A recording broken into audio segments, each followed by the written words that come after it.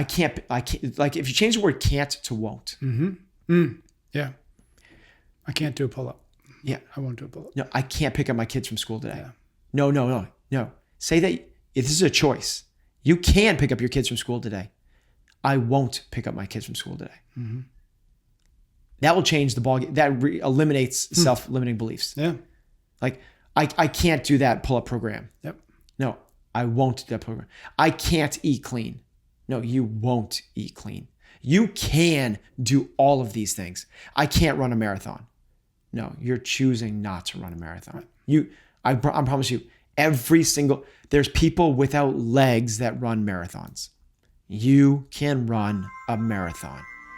Say you won't. Don't say you can't. We are here because we know the outcomes in our lives are within our control. That taking absolute ownership of how we eat, sleep, train, think, and connect with each other is how we'll optimize our health and happiness. That chasing excellence is how we grab hold of what is possible. Our mission is to live on the run, always chasing, never stopping. Hello and welcome back to another episode of Chasing Excellence. As always, I have invaded Ben's office. How are you, sir? I'm doing good. Thanks, Pat. Good. Today we're going to continue something that we actually started quite a while ago and then I completely forgot about, and we've recently picked them back up, which is breaking down the 5 factors of health into their component parts and really looking at the principles that sort of underpin those things. So as always, as we have these conversations, I'd love for you to just give us a quick overview, 1 or 2 minutes on what are the 5 factors? Why do we care about them? Yeah. So these are the factors that we put into play that you have control over that can move the needle in terms of your health, wellness, fitness, well-being, whatever you want to call it. They are how your nutrition, your training, or your movement. So how you eat, how you move, how you sleep, how you think, and how you connect with other people. Each of those factors drastically has major impacts on your overall health. The doctor will always say, we need to join an exercise program and eat better. And that's a great start, but it doesn't tell all the factors. If you're not doing these other things, you could be digging yourself even a deeper hole because now you're getting up earlier to work out and you're more stressed. So you have to put these things together in one, all on the plate together and look at them all together and how they interact. You can't just move one lever because they'll affect the others. Got it. So today we have done previous episodes on a handful of these. Today we're going to talk about the way we think, or mindset, however you'd like to put it.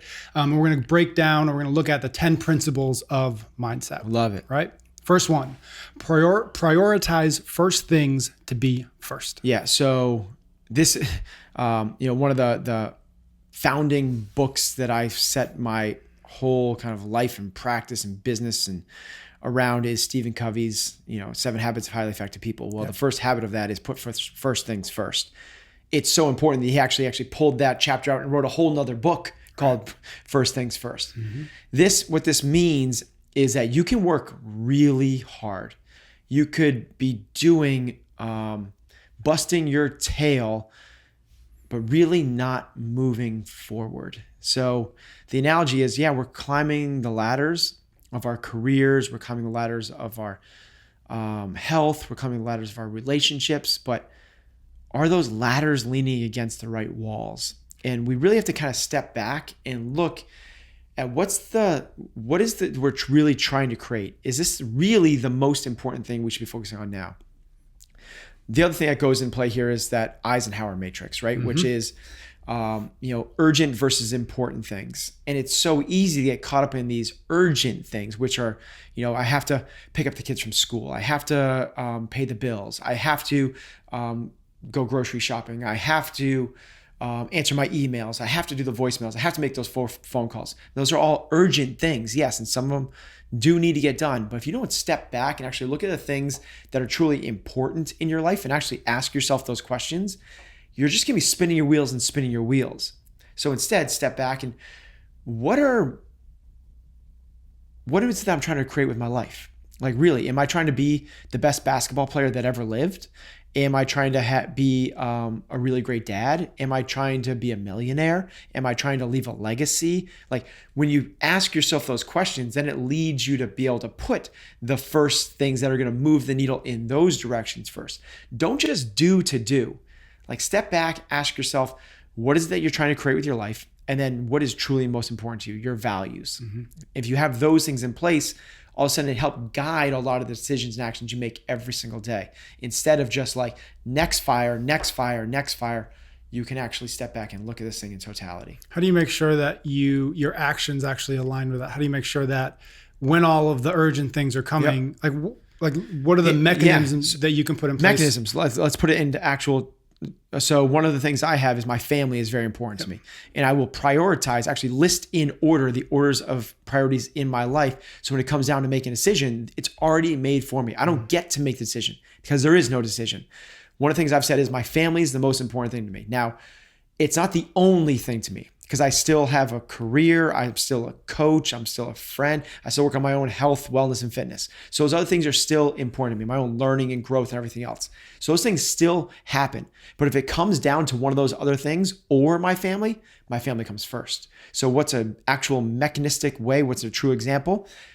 At 5:30 every single day, if I have emails left unread that I haven't done, I still leave work. I don't sit there. It's not a decision anymore because what I've said is when I was able to take this 10,000 foot view and said, first things first, me being home by 6 o'clock every day with my family with no phone, no computer, no work obligations whatsoever. I've said that's one of the guiding bright lines in the sand. This is what I'm going to hear my life to. And if I know that, then all of a sudden there's no decision.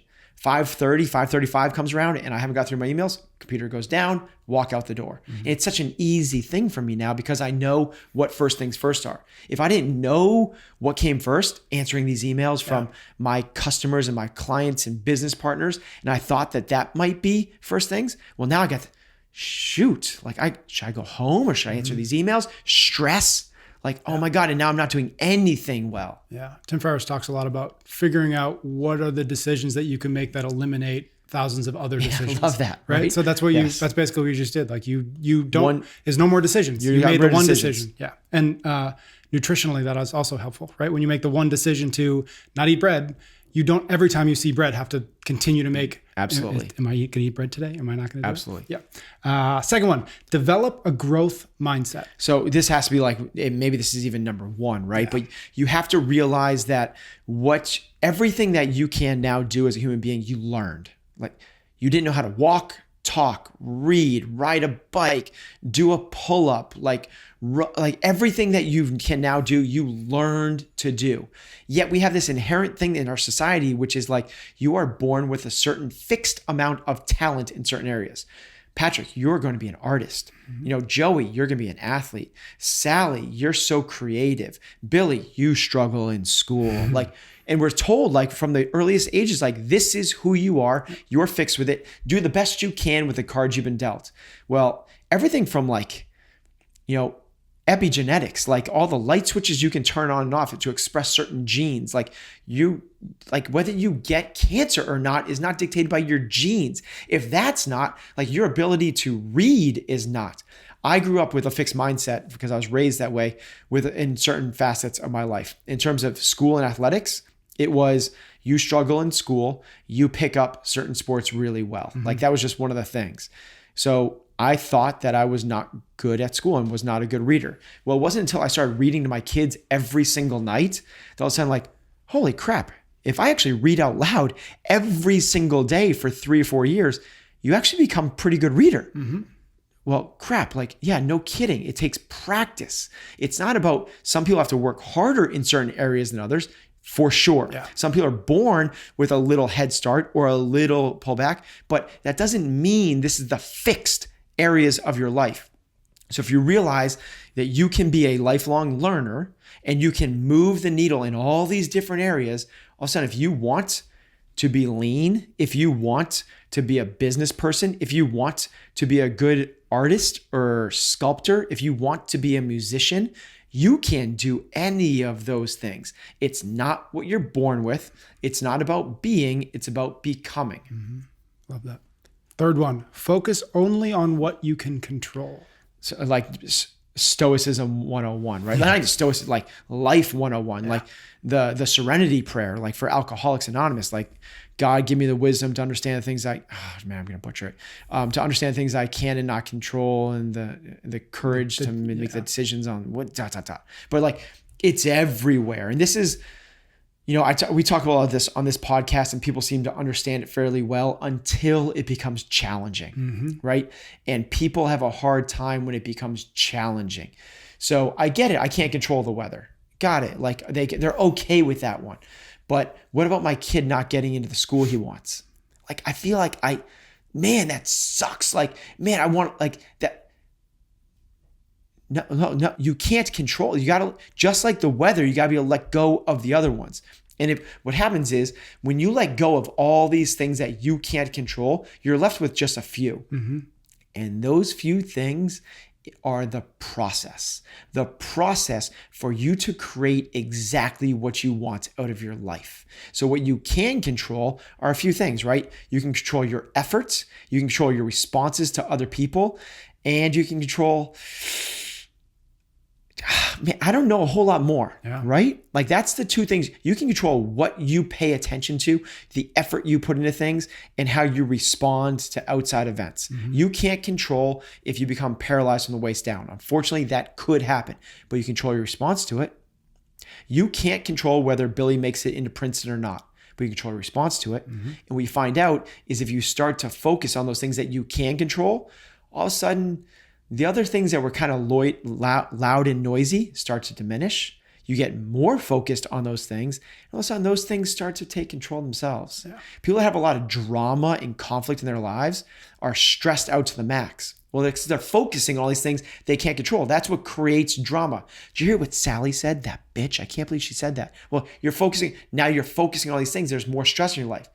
If you focus instead on your response to Sally, which should be, Sally, go do your thing. I'm going to do mine. I'm going to lean in even harder. Actions speak louder than words. I can't even hear what you're saying because your actions are speaking so loud. Like, show it with your actions and your intentions and your effort. Next one. And this always happens with these lists, is that these are all so interlinked and related. The next one that you sort of started talking about a little bit, but it's grind through obstacles. Yeah. So when things pop up and that are in your way, this has everything to do. This is grit, right? So there's a few, like there's basically a book about every single one of these things, right? First things first, grit, like growth mindset. Like there's a book for each of these. So grit, the idea behind this is kind of crazy, right? I'm thinking about the rest of the list. So the idea behind this is grit is passion and perseverance over a long period of time, right? Which is like, you got to find something that you love. And big thing is like, how do people find their passion? Like, you don't find your passion.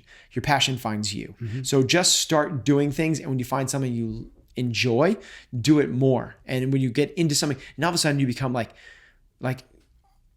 you're like, maybe I'll try and like play guitar.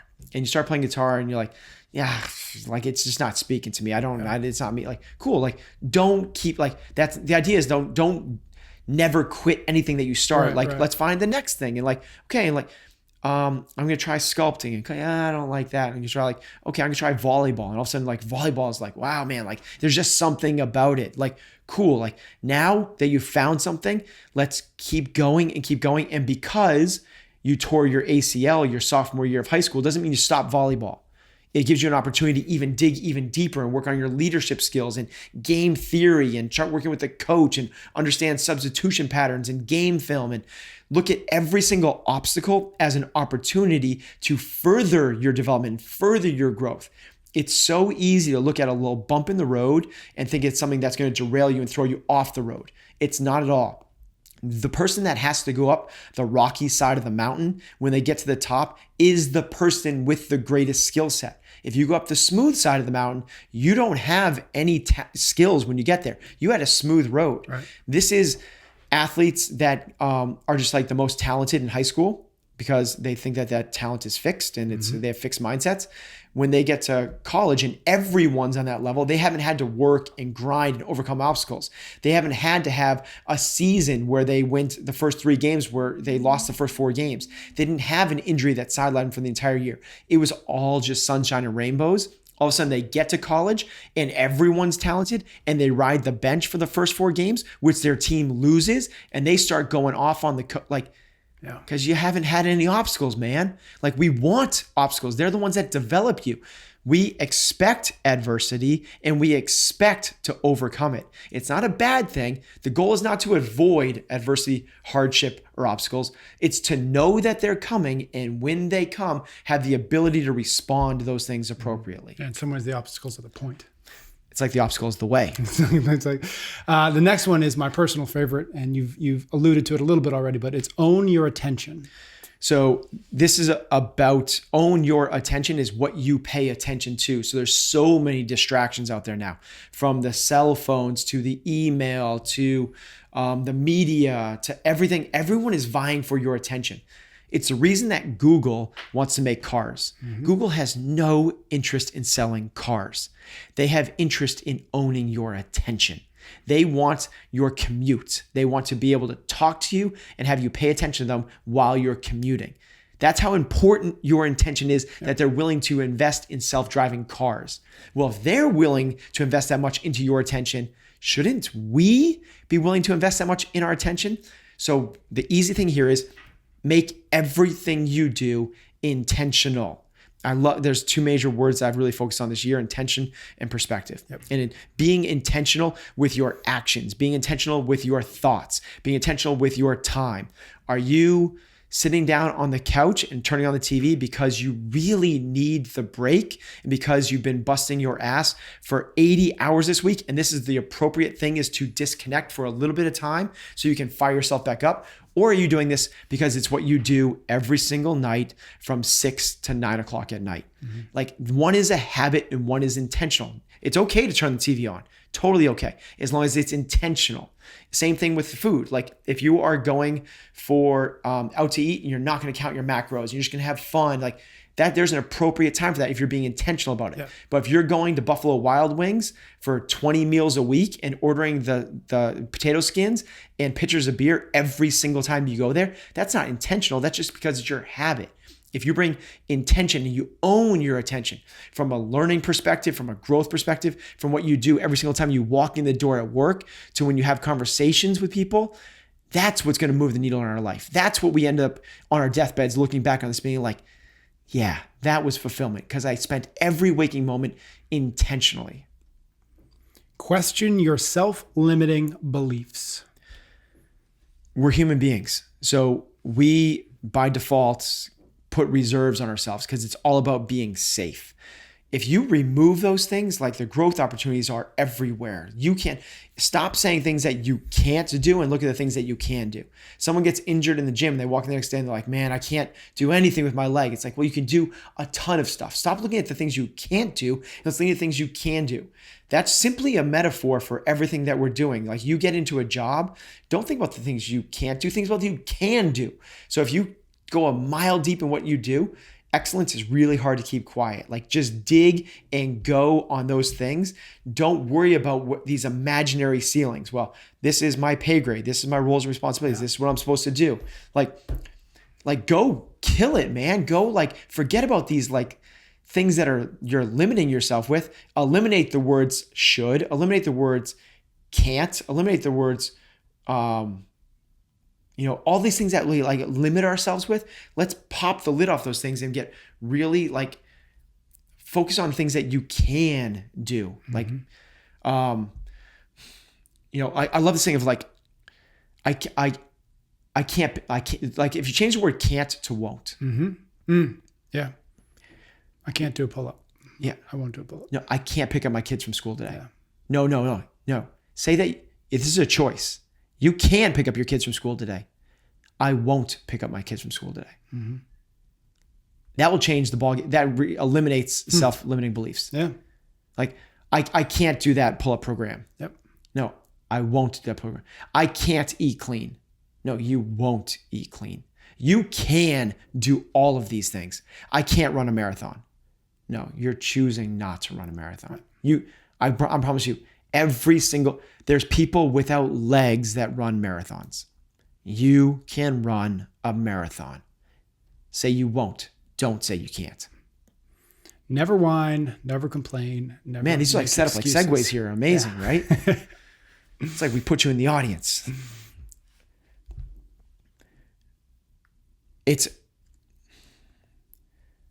those are all cop-outs. Like when you're whining, you're complaining, you're just copping out. You're selling yourself short. You're looking at the negative of everything. You're staring at the obstacle. You're so up close to it. You're so focused on it. You can't see the 7, 8, 24 different paths around the obstacle. If you instead take a step back and don't complain, but see this as an opportunity, man, the obstacle just disappears and it becomes a part of the process. It's just a normal thing we're going to experience. Of course, you're going to be sore. If you're like, man, I'm so sore, I can't do it. Like, yes, I get it. Never whine, never complain, never make excuses. If you complain, let me say this, let me reverse this. When people are positive, when people envision themselves having a good experience, they are faster, they're more productive, and they're more accurate. So this is whether you're a concert violinist, an ER surgeon, or a CrossFit athlete. If you envision yourself excelling, you are better. Like literally in practice, you are better. The opposite of that is if you are not doing that, if you are complaining, if you're looking at negatives, if you are making excuses, if you're whining about things, well, it's really simple. Whine, complain, make excuses, you're not as good as you could be. And the really dangerous thing is the more that you whine, complain, make excuses, the more you see. It's this frequency illusion. We've talked about this before, but I want the same as the attention. I want to buy a red car. Yeah. And also you see red cars everywhere, right? It's like you start to complain and now suddenly you see more and more things to complain about. It's the way it works. And the really, really crazy thing is not only do you see more of it, everyone around you sees more of it because whining and complaining are contagious diseases. Yeah. You go, hey, Ben, what's going on, man? How you doing today? I'm like, shitty. Man, today sucks. You know what happened today? ... Well, what happens to your mood? Like you drop. Yep. As opposed to someone says like, hey, you say, hey, Ben, how's it going today? And you're like, man, I am grinding today. I'm just like, I got my head down and I'm busting my ass. Like same thing. Like I got stuff in front of me, but I'm working really hard on this. Yeah. Like not sunshine and rainbows. This is not unicorns running in the backyard. You don't have to put rose covered, you don't have to lie. You don't have to lie, right? Yeah. It's reframing. Yeah. What you're doing is you're looking at the opportunities, not the obstacles. Yeah. And what's cool about that is in that scenario, you just gave me a gift of looking at what I'm struggling with in a different way as well. So you, in the same way that complaining are contagious, right? Yeah. That mindset is also contagious. People often wonder like how we've created this complaint-free environment at CF&E. Yeah. It's really simple. I don't complain. Yeah. Practice open-mindedness. So this comes to like, yes, being a lifelong learner, like if you get in a situation, having a growth mindset and all that stuff, but I think it's even beyond that. It might be even stronger. Like, don't judge. Like, be open-minded about everything. So Heather, my wife, has like been really kind of like instilled this into me. Yep. You know, you see like a parent not being a great parent out in public, and the immediate thing you're like is like, that poor kid, like, man, they're really crappy parents. When you might just be catching that parent at the one time, and everybody's had that one time. Yep. You might be catching them at that one time that they're really having a bad. So don't judge them on that. Similar to that is take it like 4 or 5 notches another way. Someone's talking to you about a new theory, a new philosophy, a new way of maybe nutrition, which is everyone feels like the way that, because everyone's been eating 3 meals a day for their entire lives. They're an expert on their nutrition. Well, maybe take a step back and maybe this person has something to offer. Someone's talking to you about a new management software, a new leadership tactic, a new something. Like, instead of being so quick to judge, like, does this fit my frame of reference? Does this fit nicely into the way that I view the world? Mm-hmm. Instead, like, just listen, absorb, and see if this is something that you could use in some way, form, or fashion. Mm-hmm. We don't need to be so quick to judge people, thoughts, ideas, or anything in between. Instead, just put the brakes on and ask yourself if this is truly the way you're seeing it. It's one of those, there's so many of these like examples of the way you see things versus the way I see things, and it's both correct. Like these artist renderings of an old lady and a pretty young girl. Yep. And I could be describing this really old, haggard lady, and you're like, dude, like, what are you talking about? Right. Like, in high school, I would have dated this girl. And it's like, Right. who are you? And we're both describing the same thing. Yeah. I could be describing a rabbit, you describing a duck, but it's the same. We just see things differently. Well, realize that people have different perspectives, different backgrounds, different viewpoints of so many different things. You don't need to hammer them over the head. Similar to that, as they're talking to you, don't discount them immediately. See if you can, from every situation, every conversation, every interaction, see if there's something in there that you can learn to help grow you as a person. Transform every have to into a get to. Gratitude, man. It's like, just like, you don't have to pick up your kids. You don't have to cook dinner. You don't have to go to work. You don't have to go to the gym. Those are all things you get to do. And if you just shift that one little thing, all of a sudden life kind of flips itself a little bit. If it doesn't flip, maybe it shifts a few degrees in towards the betterment. You start to realize that, these things that you feel like you're obligated to do are actually really incredible privileges. And when you do that, it's those contagious things. And it's a frequency illusion. All of a sudden, more things become. Now another obstacle comes up and it's like, I don't have to do that. Man, I get to kind of work through this thing. This is part of the path. Change have-tos into get-tos. It'll change your life. The last one, somebody did write a book about this. Chase Excellence. So I just believe that one of the fundamental components of being a human being is trying to be better and improve. Call it evolution, call it whatever you want, but we're supposed to evolve and become better. That's not generation to generation. That is within your lifetime. We are constantly learning, growing, and evolving. I hope to God I'm a lot more of a better person. I'm a lot more knowledgeable and a lot more grateful and a lot more at peace with myself 10 years from now than I am right now. Yeah. And that's only going to happen if we continue to try to chase excellence. And excellence is, call it what, that can mean different things to different people. And I hope it does. But to me, it's fanatical attention to detail while putting first things first. Mm-hmm. That to me is excellence, right? So if you go into a restaurant, you see excellence because there's fanatical attention to the smallest details, but they're not letting the major things go away. Mm-hmm. So the tablecloths are set perfectly. The hostess has the perfect greeting. The menus are amazing. Like the lighting and the music is perfect. Like all those tiny little details.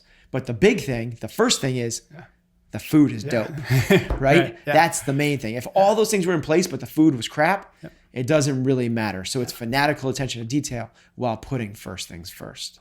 All right, my man. Those are 10 principles of mindset. We will see everybody next week. Thank you. Thank you. You can get every episode of Chasing Excellence wherever you listen to your podcasts or on YouTube. Until next time, thank you for listening.